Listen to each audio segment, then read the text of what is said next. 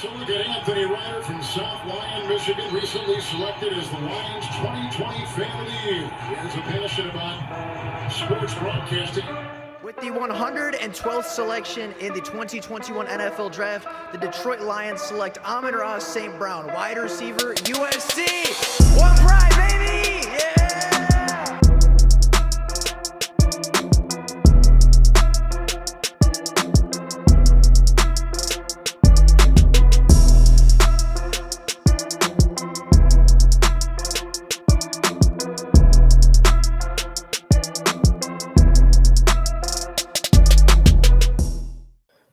What is going on, everybody? Welcome back to another Detroit Lions video. Now, going into day 3 of the NFL draft, the Detroit Lions held just 2 selections. After a massive trade-up, sacrificing 3 day 3 picks to go up and get third-round pick Broderick Martin, the Lions were left with very little draft capital remaining. Just 2 selections, the 152nd pick and the 219th overall selection in the 2023 NFL draft.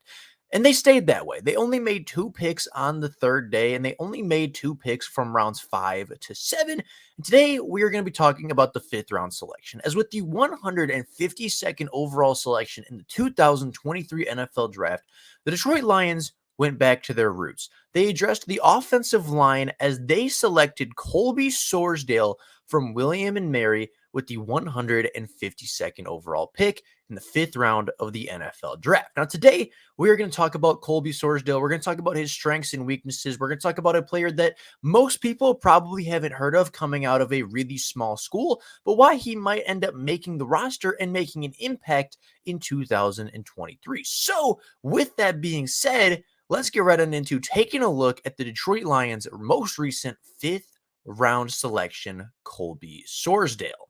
Now, taking a look last year, and obviously offensive linemen don't have a ton of statistics to look back on, but Colby Sorsdal, over his 4 years at William and Mary, made 46 starts, was named a team captain for all 4 years, as well as being a 2021 and 2022 All-American. Now, Colby Sorsdal, obviously the individual stats are hard to find for small school players, but last year for William and Mary, he helped lead them to the best rushing, or the 3rd best rushing attack in their division, as well as allowing the 4th fewest sacks per game, which is 0.77 sacks allowed. He was kind of the anchor of that offensive line. He was one of the most important pieces of that offense in general. And, offensive line isn't a flashy position. Offensive line isn't a, luxurious stats-filled position, but Colby Sorsdal as the right tackle was really kind of the anchor of that offense and was one of the best players at not only the team, but in the CAA entirely. Now, taking a look at his pros and cons, Colby Sorsdal has really good quickness. For a guy that's 6'5", he actually gets up to blocks really well, gets into the second level at a really, really high level, as well as being a phenomenal run blocker, being PFF's highest graded run blocker last season with a 91 plus PFF run blocking grade. He is a player that is going to get to the second level. He's a player that is going to open up a lot of running lanes. He is somebody that is powerful enough to move people off the line of scrimmage, and even though he's not necessarily a people mover, I wouldn't say he's necessarily a devastating run blocker or doesn't have like elite strength like guys, like Penei Sewell or Frank Ragnow. He is somebody that will move people out of the way. He is somebody that can, position himself in a very good situation to open up those running gaps and to kind of get the running back the space that they need. But his quickness, his run blocking, and his ability to get to the second level is where he really, really thrives. Now, of course, pass protection is also something that he does very well at. The whole level of competition thing is obviously a concern, right? Level of competition. He never really faced any elite edge rushers, never really faced a lot of great competition.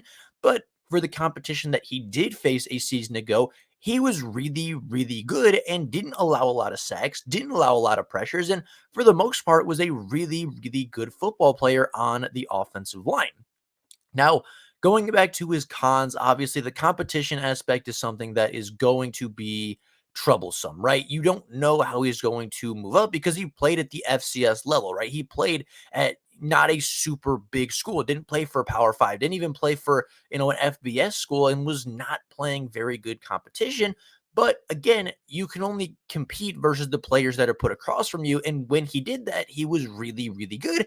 And then, of course, his length is a concern. His arms are relatively short for an offensive tackle. I believe they are longer than Peter Skoronski, but shorter than the average NFL offensive tackle, which I think, combine his length, his lack of length, therefore, as well as his lack of competition.